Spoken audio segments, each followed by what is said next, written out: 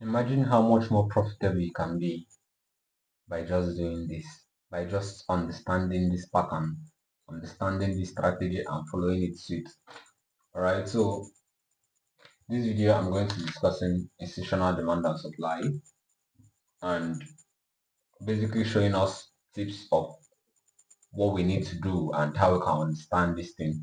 So basically I've drawn out my pattern, what I want to use to explain to us what we need to know in institutional demand and supply. But for clarity's sake, I'll just explain this because many people might not understand it. Okay, so initially from market structure, we went from an uptrend, which is from this zone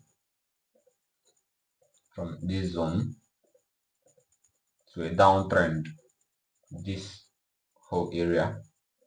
All right. So for those that understand this already, kudos to you. So from this point now, let's not go further into market structure. You can see it in our previous videos. We discussed market structure right there. So you can just scale back or scroll back to the previous videos and you see it. Alright, so what is demand and what is supply? As we've said before, another video previously has just been discussed. Demand is a zone, a key level on a bullish market where orders are basically staged, where there are plenty of orders where buyers are looking to buy from. And then the supply zone is a key level on a bearish market where sellers are looking to sell from. So having understood these things now, what then is our institutional demand and supply? So looking at this chart now, we'll see one thing is very prominent now. A move, a shift in market structure, and then a drop down. And from these areas now, there has been the key level, which is the demand zones to the upside.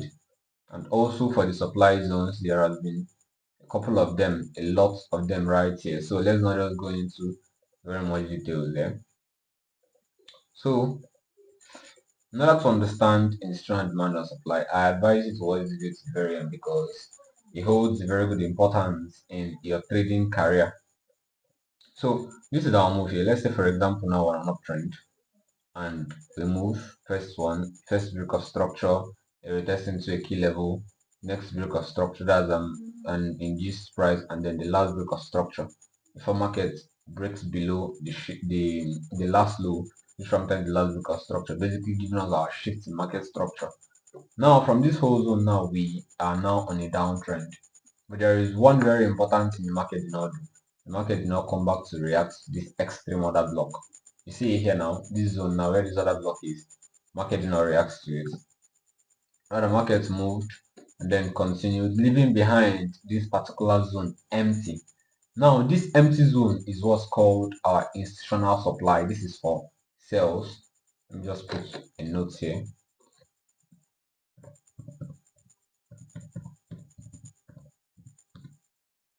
Institutional supply. Then when this is flipped, you get your institutional demand. But for now, let's talk about the institutional supply. So this is our institutional supply. And what is the institutional supply? What does it mean? Whenever you see this, it basically means that it is the extreme order block. It is the extreme key level when there is a shift in market structure. And there is one rule that the market always obeys. Whenever there is a shift, market looks to tap into the extreme order block, tap into the extreme zone, and then gives a heavy momentum or a heavy drop from a supply zone. So basically now these moves now were made without this key level validated. Okay, so once you are say now a retail trader or swing trader, now you decide to make analysis and eventually you keep picking these what do they call it now, these other blocks, this point of interest. Now for example, I want to take your trades from here, you know eventually you're going to be violated, including this place. Now you say for example, okay, yeah, the market might come down to this place and then move, so and so, maybe come down to this place and move. As you can see, none of those places were respected, and eventually the market sought that institutional supply, which after it mitigated it, there was a heavy dump. So this basically explains to us everything we need to know in external supply. Now this is not without talking about the inducement zone, because automatically now for this institutional supply, we take here now as our inducement zone, that's induced liquidity. Okay, and a couple of other internal structural liquidity here. This is the range. This is a whole range of a downtrend, but everything in between now is an internal structure, internal range liquidity, as I might say, or you might find structural liquidity or transactional liquidity in between these zones. So basically, this explains institutional supply. When we flip this chart now, when we invert this particular scale, you now see institutional demand. Okay, demand, as I said, is a buy up. Okay, so this was a downtrend, then there was a shift right here, and then the market moves, but it has not filled this particular zone. And probably now, as a trader, now you now go and start picking your interest on any of these zones. From any of these zones here, eventually you still violated again and again and again. So this is one thing many traders don't realize. One reason why many people take a lot of losses. You see the market go against you and you start thinking your analysis was not correct. The direction was correct, yes, but your entry was wrong. So market was looking to pick at the extreme order block from a shift in market structure, a change of character. So this is one very important thing you need to keep at the back of your mind. Whenever you're trading a change of character, wait for the market to react to the extreme order block before it moves. If it hasn't reacted, just wait. But if it has reacted, then continue taking your trades. And if eventually you could not catch the change of character, if you're waiting for a confirmation and you miss that particular trade, wait on the next one and you catch the next one. That's the next break of structure. You catch the next break of structure. Okay, so having explained the the textbook diagram of this, I would want us to go down to the chart so we can actually see these things explained in details. Alright, so this is AUD card 4-hour time frame. I've already gone on daily time frame to see my directional bias, which is a downtrend. But for clarity's sake, let's just scroll down so we can actually see it again. So this now you already know is a downtrend. This was the last low. This was the last high. This is break of structure right here. So this is a downtrend. Then my center of focus is this particular move here. Pardon me, I'm quite rushing this video so that it doesn't become too long. But you can actually watch and rewatch this video so that you can understand very clearly what we're saying here. So this is our move here, exactly what we discussed in textbook diagram. This was the uptrend move here, and then eventually it hit a key level in the daily time frame and it reversed. So after these reversals, now this was where the shift of market structure is. After these reversals, we had series of internal range um cells, or what should I call them, liquidity zones now. So you have these and a lot of other ones in between now.